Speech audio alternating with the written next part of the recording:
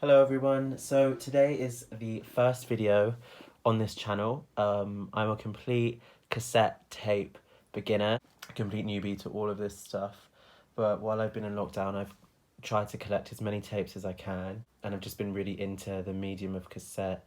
I think there's lots of different reasons, but weirdly, this isn't a nostalgic thing for me.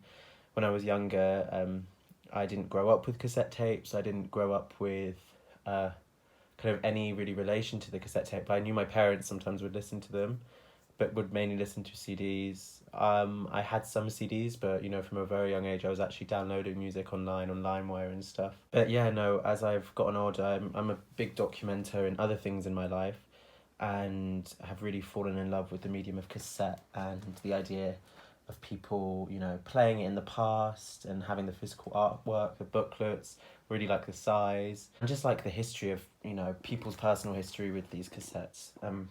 I got a lot of them off eBay. I'll show you my cassette collection in a minute.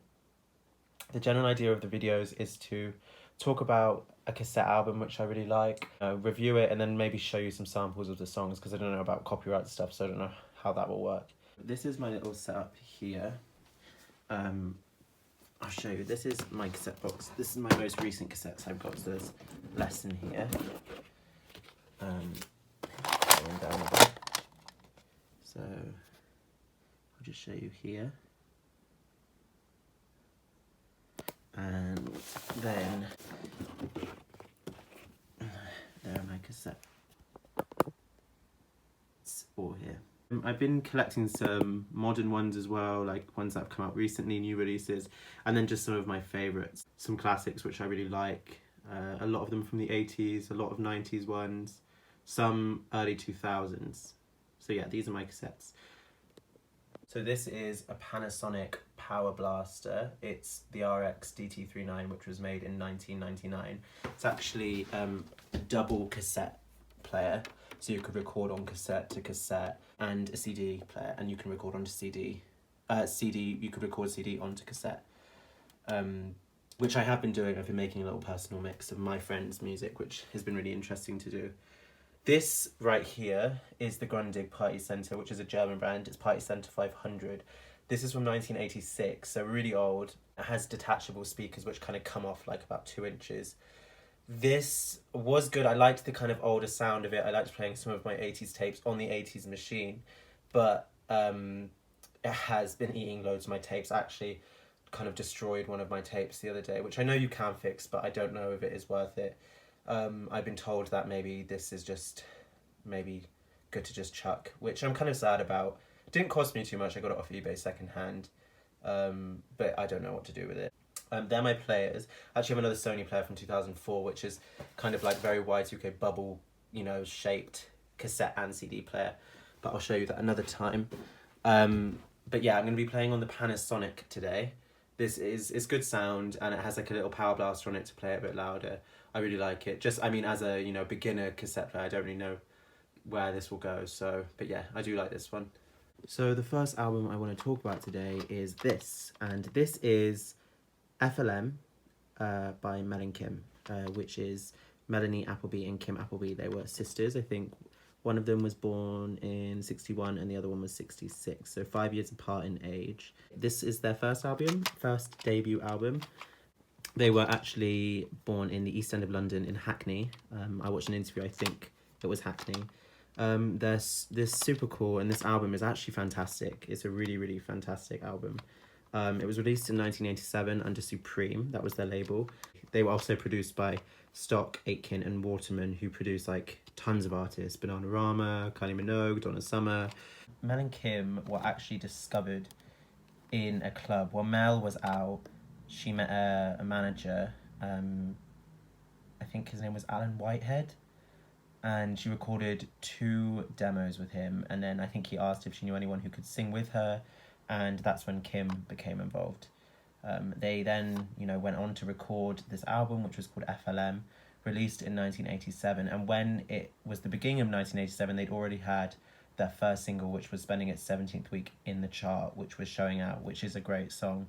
The second single from this album was their most famous, I think, which is Respectable, with the kind of famous, like, take, take, take, take, take, take, take, take, Sorry for saying that. But yeah, that was like the the infamous kind of amazing like beginning bit, which was really, really catchy, recorded on a Publison Infernal 90, which created that like amazing pitch shift. And the MD of of them at the time, of their label, didn't want that on there, but then they performed it in Holland, and by the second chorus everyone was singing along, and they kept it in, which I'm very glad they did because it's a fantastic song. And then the third single off the album was F.L.M. And so the album F.L.M. Actually stands for fucking lovely mate, which is what Mel always used to say, apparently. But F.L.M. in the song stood for fun, love, and money, which kind of like, celebrated the 80s at the time, that fast capitalism. The other two videos, really good. They're both like, incredible dancing duo. The first two videos were kind of, with them in it. The third video for F.L.M. was actually shot with, recorded performances, because that's when Mel had another run-in with cancer. She previously had it when she was like 18, 19 in 1985, but then it had come back in 1987. Mel actually passed away at the age of 23, which is, around my age, in 1990, which, was really, really tragic. She was a really bright spark. Like, when I've watched all the interviews and watched interviews with her sister Kim, it's such a loss, because, she was so talented, and really, when you watch her, just so personable. It's a really amazing album to have as a legacy, and I feel like it should definitely get more attention, because it really has some like fantastic songs on there, and I really think that they were like a really pivotal moment in time when it came to like pop music and the sound, the drum machine, sampling, like the new wave of sampling. It's really, really, really an amazing album. So, this is also like dedicated to, Mel, as much as I can, because, I don't know how much a YouTube video means. But yeah, I just think, I just had to say that. The album itself debuted at number 3 and stayed in the charts for 25 weeks, which is amazing. It went platinum. And all I could find in like regards to reviews was a 2-star review by Jonathan Lewis, calling it a forgettable album, which I just have to say now and be really clear, is that I completely disagree with that. I think nearly every song on this album is fantastic. Very like, upbeat dancing.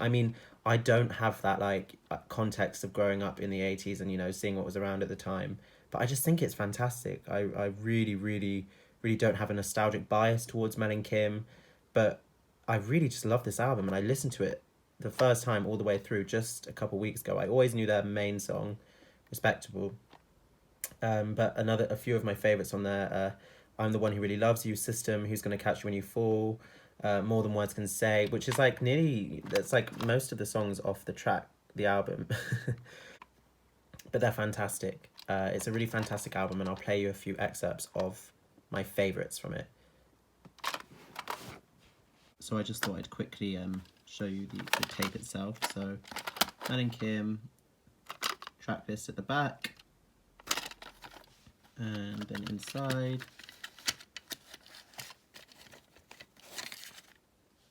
tape, and just stuff on the back, little inlay card.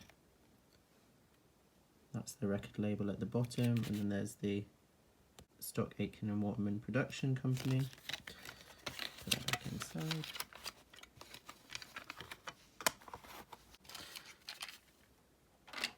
And I'm gonna go through different songs, and then I'll like just speak a little bit after. This, I think it will, the first song on it is F.L.M, which we'll listen to a little bit of. And you see it has the option of Power Blaster here, which is good to have on. I always like this little intro bit, like anticipating the album.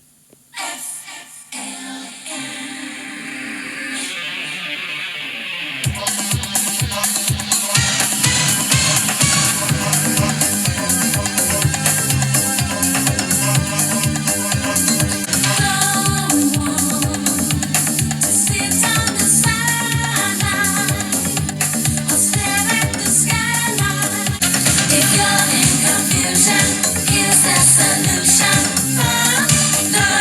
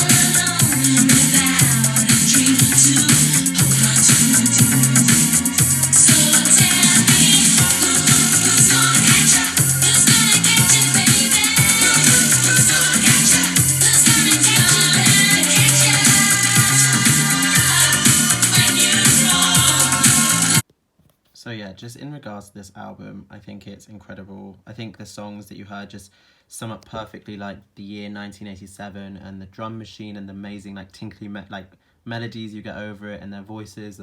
It's just very carefree, ecstatic and happy and kind of just for the purpose of like dance, and that's what they did so well, and it makes you want to dance. I just think it's such an underrated album. Well, at the time it wasn't underrated, but now it's kind of I don't know, fallen maybe a bit into obscurity. And I don't say that, that people have made it fade into obscurity, because I know there's a very loyal fan base who, love this album and have that nostalgic history, but I would definitely love to show, like, the younger people around my age, this album truly is fantastic, and listen from it, to start to finish, so elating, if that's a word. I really give it, if I was going to rate it, in my humble opinion, it would probably be like a solid 8 or 9 out of 10 for me, probably going more towards 9, because it's usually with albums where every track for me personally could be a single. They're the albums I love the most, and with F.L.M by Mel and Kim, I really think this could be. But yeah, that's my video. Sorry, this is my first one, so it's kind of crappy, but yeah, just let me know what you think.